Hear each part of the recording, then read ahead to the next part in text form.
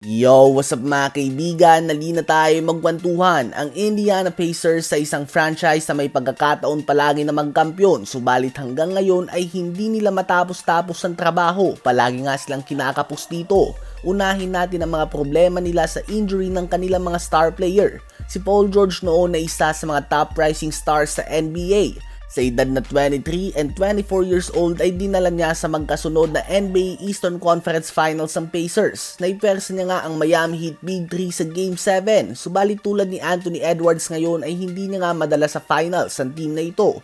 Ganun pa man ay bata pa nga noong mga oras na yung si PG. Tulad lamang ng sinasabi ng mga fans kay Anthony Edwards ngayon, inaasahan pa ito na mag-i-improve ng husto. Subalit sa kasamaang palad ay bigla ito nagtamo ng malalang injury kung saan literal na naging letter L nga ang kanyang binti.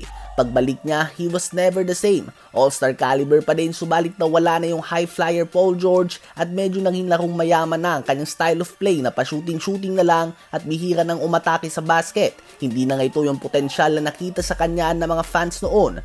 Umabot sa punto na trinade na siya ng Pacers patungo sa OKC Thunder kapalit si Victor Oladipo at Domantas Sabonis. Naging instant star si Oladipo dito from averaging 15 points, 4 rebounds and only 2 assists per game sa OKC. Biglang angat nga ito sa 23 points, 5 rebounds and 4 assists per game sa Pacers.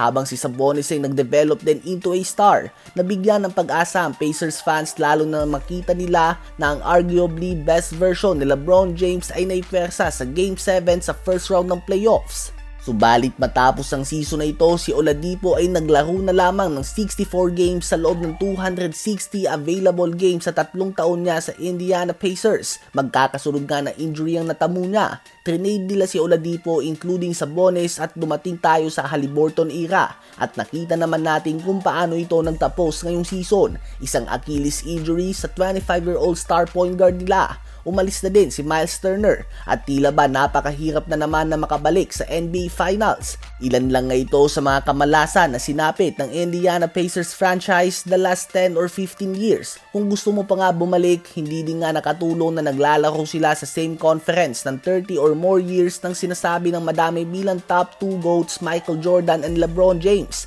Hinarang na din nga ni Jordan si Reggie Miller at ang Pacers na makaabot sa finals noon. Hindi din makalusot si Paul George kay LeBron at sa Miami Heat.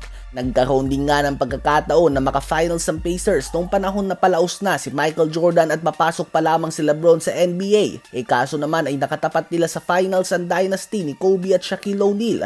May isang taon pa nga sana silang pagkakataon na makapasok sa NBA Finals with a very good roster, subalit na suspend halos ang kalahati nito dahil sa Malice in the Palace incident. Ito nga yung mga pangyayari mga kaibigan sa history ng Indiana Pacers na minsan ay mapapaisip ka na tila ba ay hindi talaga tinadhana ang team na ito na magkampiyon. Matindi nga ang fanbase nila na at uhaw na ito na magkampiyon, subalit hanggang ngayon ay palagi pa rin tinatamaan ng injury ang kanilang mga star player. Ano ba masasabi nyo tungkol dito?